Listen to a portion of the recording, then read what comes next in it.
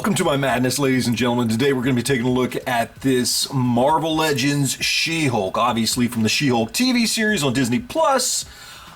Just preface this by saying, not really a fan of the show. I thought there was 2 good episodes in the whole thing, and that didn't have anything to do with the main character. It was because of other characters in those episodes. And overall, I think that the show just kind of sucked, honestly. So not really my thing. I didn't really care about this figure, but they had it on sale at Target, and I really did want to finish Ultron, so I picked it up, and here we are. So we got the figure here in the package. I mean, it looks fine, looks good. I'm sure it's a good figure. I just don't really care about the character, honestly. But I wanted to finish Ultron, and I had picked up all the rest of them, so why not? It was on sale. Grab this one as well. So we got it here. Let's go ahead, crack her open, and see what we've got inside. All right, so we got her out of the package. We'll take a look at accessories. Not too much to talk about here. We do get a couple of fisted hands there, so we've got that, and that's pretty much it. Other than that, we do get, of course, the leg for Ultron, which is what I need to finish my Ultron, and so we've got that. Now, as far as the figure itself goes, you know, honestly, it does look good. I mean, it is a good figure. I will say they did a good job. I don't really care about the character. Not She-Hulk, but the Disney Plus version of She-Hulk. I actually do like She-Hulk as a character in the comics, but this version from Disney Plus just didn't do anything for me. But the figure looks good. It is a well-done figure. You know, it's got nice sculpting there on the suit. So that looks good. The paint apps on it look nice, look clean. I think they did a good job overall with pretty much everything. You know, face sculpt looks great. Looks exactly like the character, you know, which is, you know, CGI with a mix of an actual actress. So I think they did a great job there. Looks good. Hair sculpt looks really good. Although, obviously, when it comes to movement, that hair sculpt kind of, you know, there's not much going on there as far as articulation in the head because of that. But overall, I think it looks really good. I think they did a good job. You know, even the shoes look good. I think they did a good job with that. So, I mean, overall, it's a good figure. It looks really good. Sculpted good, painted good. I do like it, even though the character does nothing for me. Interesting that it came with these wide open hands. I don't know why. I mean, gripping hands would have been better for, you know, a She-Hulk character, so she could, I don't know, pick up some, I don't know, steel beams or something, you know. The fisted hands, yeah, it's probably how I'm gonna pose her, but I don't know why these hands are there. But besides that, it's really well done. I think they did a good job. You know, articulation is normal, standard Marvel Legends articulation. No reason to go over all that. So you got standard ankles and wrists and shoulders and bicep cuts and thigh cuts and hips. And, you know, you do have the double jointed knees and elbows that are pinless. So I know for you out there who like the pinless stuff, that's a bonus for you there.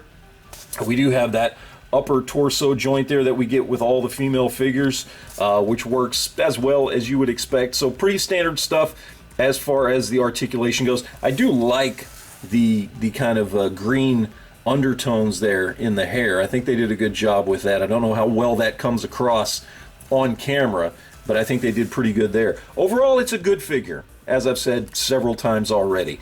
So yeah, let's go ahead, get her stacked up with some other figures, and see how she holds up. All right, so we got to compare her to her cousin Bruce, so we got some different Hulk figures here. On the left, we got Marvel Legends Age of Ultron Hulk. On the right, we've got Marvel Legends In-Game Hulk, and then there at the back, we've got Marvel Select In-Game Hulk. And I think she looks really good with most of them. The Age of Ultron Hulk has always been a little small for my taste. He should be considerably bigger than the other figures here, but as far as how she matches up with the rest of them, I think she looks really good. All right, so now we got her with all the other figures in the wave, and I gotta say, while she is taller than all of them, she's not nearly as tall as she should be, because she's supposed to be like almost 8 feet tall, and they actually did a pretty good portrayal of that in the show. And yeah, she looks like she's not even 7 foot compared to these other figures. So maybe a little lacking there when you're going to line her up with the other figures in the wave or just any other MCU figures. She's not as tall and as imposing as she should be. So of course we got to compare her to some other She-Hulk figures, comic versions here. So on the left we got Savage She-Hulk, on the right we got Red She-Hulk. And Savage She-Hulk is obviously much bigger and bulkier, and then Red She-Hulk, because it's an older figure, a little bit smaller, but as far as size and overall scale, I think this new She-Hulk stacks up pretty well to these two.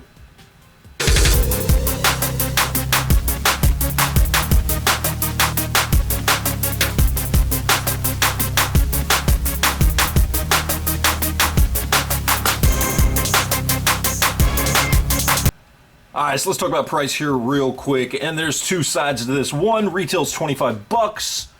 We can talk about that. Is it worth it? I think so. It's a good figure. It's well sculpted, well painted, very accurate to the character. I think they did a good job. I may not be a fan of this version of She-Hulk, but I think they did a really good job with the figure, and it is a solid figure. Then there's the other side of this, and that is the fact that this thing is very hard to find, so a lot of people are having to go to the secondary market to find it, whether that's eBay or other places like that. And this thing sells for a lot more than 25 bucks. Cheapest I have seen it is in that $30 to $35 range, depending on shipping and that kind of stuff. Is it worth it at that price? I don't know. For a $5 to $10 upcharge because you can't find it at your local Walmart or Target or wherever, is it worth it? I mean, I guess if you really like the character, sure. If you don't, then no, it's not worth it at that price. At least I don't think so. It is a good figure for retail.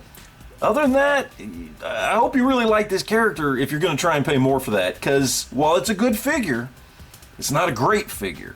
It's solid, but it's not best of the line or anything, okay? So keep that in mind when it comes down to it. So now, as I said, as far as price goes, I got a deal on this. Target was having one of their, spend X amount of money and get so much money off kind of thing. So in the end, I paid roughly about 20 bucks for this, which was cheaper than I could just go buy and have shipped on the secondary market the Ultron leg. So it just made sense to pick up the figure and go ahead and get it. And, bonus, hey, I actually do like the figure, even though I don't like this representation of the character. I think it is a good, solid entry for Marvel Legends. I think they did a good job. So I'm happy I have it.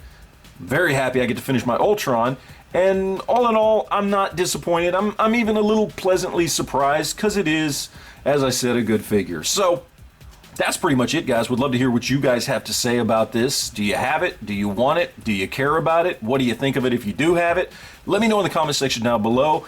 And as always, guys, thanks for watching. And always remember to enjoy your collection.